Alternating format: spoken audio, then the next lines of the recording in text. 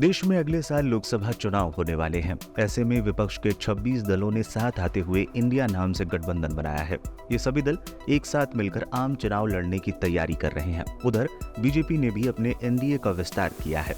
माना जा रहा है कि जिन राज्यों में बीजेपी के नेतृत्व वाले एनडीए को झटका लग सकता है, उनमें महाराष्ट्र, पश्चिम बंगाल और बिहार प्रमुख हैं। अब लोकसभा चुनाव का सबसे लेटेस्ट ओपिनियन पोल सामने आया है, जिससे साफ हो रहा है कि पश्चिम बंगाल और महाराष्ट्र में बीजेपी को झटका लग सकता है। उसके एनडीए गठबंधन को पिछली बार से कम सीटें मिलने का अनुमान जताया गया है। वहीं इंडिया गठबंधन की दोनों राज्यों में सीटें बढ़ सकती हैं। इंडिया टीवी और सीएनएक्स के ओपिनियन पोल में कई राज्यों के आंकड़े दिखाए गए हैं।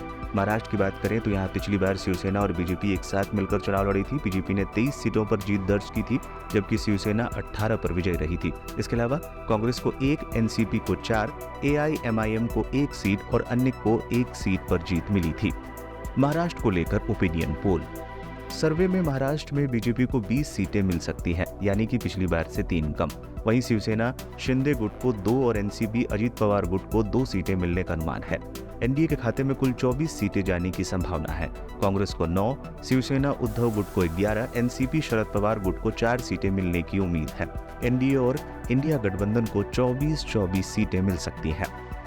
इस तरह महाराष्ट्र में एनडीए को बड़ा झटका लगने के आसार हैं। वहीं कांग्रेस को बम्पर फायदा हो सकता है। पश्चिम बंगाल को लेकर ओपिनियन पोल।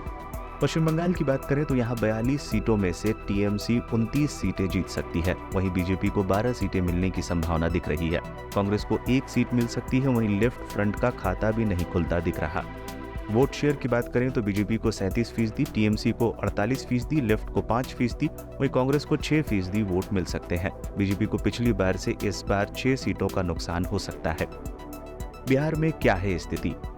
ओपिनियन पोल में बीजेपी को 20 सीटें दी गई हैं। जेडीयू और आरजेडी को 7-7, एलजेपी आर को 2, आरएलपी को 1, कांग्रेस को 2 और अन्य को 1 सीट मिल सकती है। बिहार में एनडीए के खाते में 24 सीटें जा सकती हैं, जबकि बाकी की 16 सीटों पर इंडिया गठबंधन विजयी रह सकता है।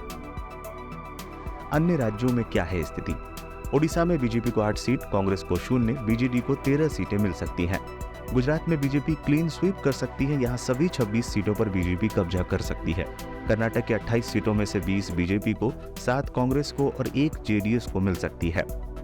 ताजा ओपिनियन पोल से साफ हो रहा है कि बंगाल और महाराष्ट्र में बीजेपी को झटका लग सकता है। उसके एनडीए गठबंधन को पिछली बार से कम सीटें मिलने का अनुमान दिख रहा है। ये साफ तौर पर बीजेपी और एनडीए के लिए बुरी खबर है। वहीं इंडिया गठबंधन को इससे काफी बूस्टअप मिलेगा।